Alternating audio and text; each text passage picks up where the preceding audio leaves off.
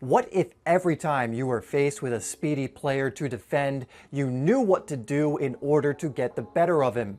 How great would it be to hear that because of you, one of the opposition's best players was kept quiet all game? In this video, we are going over how to defend against fast attackers in soccer so that you are more well equipped to beat them in matches. The first thing you need to realize about fast players is that they will play to their strengths as much as they can. What this means is they are going to want to be able to stretch their legs and use their speed as a weapon as often as they can. The easiest way to prevent this is, first off, don't let them do this. If you can keep their back turned or slow down their momentum, you can prevent them from using their speed against you. Once their back is turned or they are still, you have the advantage.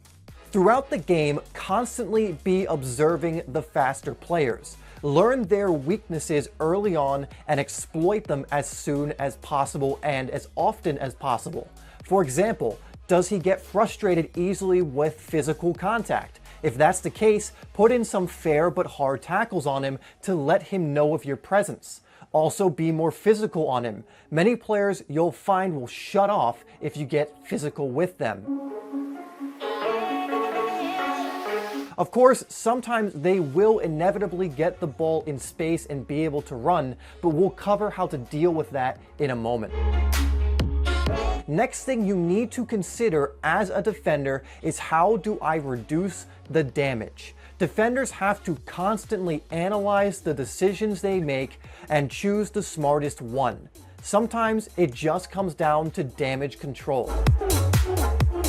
For example, a wide player may be able to beat you out wide, but it's better to show him out there than to have him go through the middle when there is space in the middle. By showing him out wide, you are moving him away from goal, and you're also containing him so that you can possibly get a tackle in or wait for reinforcements to trap him there. Constantly lead him into congested areas. If you see that it's a very congested area in the middle with many of your teammates there, but there is a lot of space out wide, see if you can force him to where it's congested. Now, you want to be careful doing this, but leading them into these kinds of traps will make it hard on him to use his speed or keep the ball.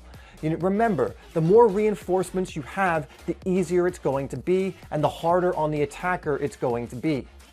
Finally, be smart. One of the things you don't want to do with fast players, unless you have to or you're 100% know you are going to get the ball or them, is dive in.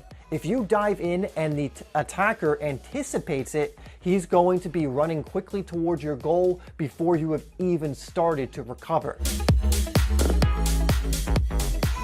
The best defenders in the world stay on their feet if they can. That way they can recover more easily. Diving in is something you only do if you know you can get the ball or it makes sense to do it. Don't do it unnecessarily. Make sure you also anticipate. The best way to snuff out a fast attacker is preventing him from getting the ball in the first place. If you can anticipate passes that are coming to him, you can intercept them or get right on him immediately to prevent the danger. You have to be careful with this because you don't want to mistime it, but learning to do this well will make you a much better defender. Finally, I want to go over smart fouls. Yes, you should strategically look to foul players. You're not trying to hurt them, you're just trying to stop them in their tracks before they can do damage. You want to do this higher up the pitch, and you want to make it fouls that don't look bad, like pushes, being a little too physical, or something of that nature. This will prevent you from getting a card.